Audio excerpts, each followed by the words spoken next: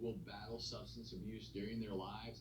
Ashley's battle started when she was just 13, when she had her very first sip of alcohol. It led her down a very dark road. This is her story. Growing up, I'd be the last person that a lot of people would think would turn into an addict. I always had good grades. I had a lot of friends all the way up until I turned 13, because that's when I picked up my first drink, and then things kind of went downhill. When I was 15, I was introduced into smoking weed, doing cocaine. The next 5 years, I was partying all the time.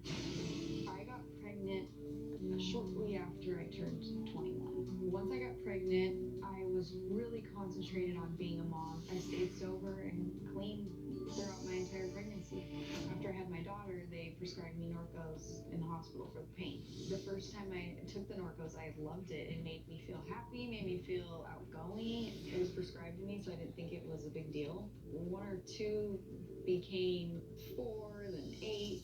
The next 4 years, I just continued to take more and more and more. I got to the point of taking 40 10-milligram Norcos a day. So if I ran out, when I reached my rock bottom, I was living with my grandma, with my daughter. I was malnourished. I was only 93 pounds at that time, throwing up all day. I was hoping something would kill me because I was too scared to kill myself. And I just decided to call my dad and tell him the truth. I told him, I think I need to go to treatment, and he got me in somewhere the next day. As soon as I got out of treatment, I thought I was cured. But even in rehab, I didn't want to come to the fact that I was an alcoholic. So as soon as I got out of treatment, I ended up going to a bar and having a drink, thinking, oh, no big deal. Of course, that night, completely blacked out, and then it just kind of spiraled out of control. And then my dad gave me an ultimatum to go back to treatment or leave my daughter again.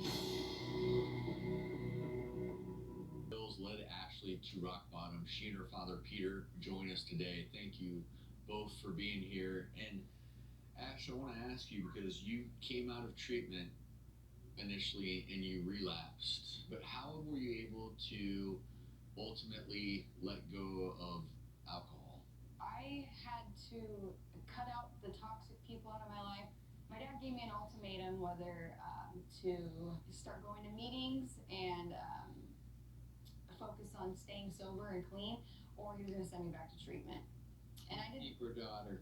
And keep my daughter. And I had my granddaughter, her daughter, while she was in treatment, she lived with us and had told her, not giving her back. Because you had enough, right? You wanted to protect your granddaughter. Well, I not only wanted to protect my granddaughter, but I needed my daughter to be okay. And I just said, if you ever want your kid back, you got to get both oars in the water. I mean, I tried to think and do whatever I could,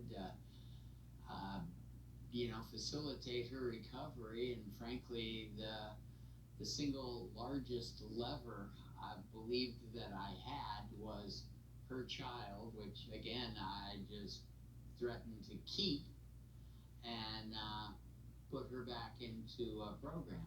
And it worked. Yeah. And it Actually, worked. because you were able to turn it around. Yeah. Yeah. Can you tell us how long you've been sober now? I just celebrated 2 years in August.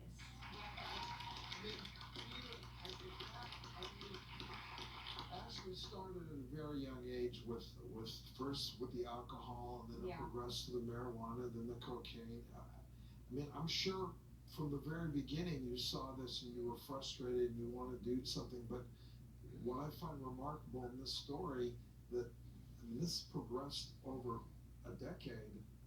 You never gave up. Yeah, well, I just couldn't imagine giving up on one of my children, regardless of what malady they were experiencing. Well, and you didn't. And Ashley, one of the reasons we wanted you to come on the show is because you are a success story, and you're married. Yeah. Now you get 2 beautiful kids. And I met my husband at one of the meetings. Yeah, he's got a little over 2 years too. And you're thriving. Yes. Yes. I couldn't imagine being with someone outside of recovery. I mean, you just have to focus on recovery for the rest of your life, or eventually you're gonna end up going back So out. what would you then say, since you're here, you're over 2 years sober from alcohol, from drugs, you're married with kids, someone watching right now who's in the same place you were in a number of years back, what would you say to them?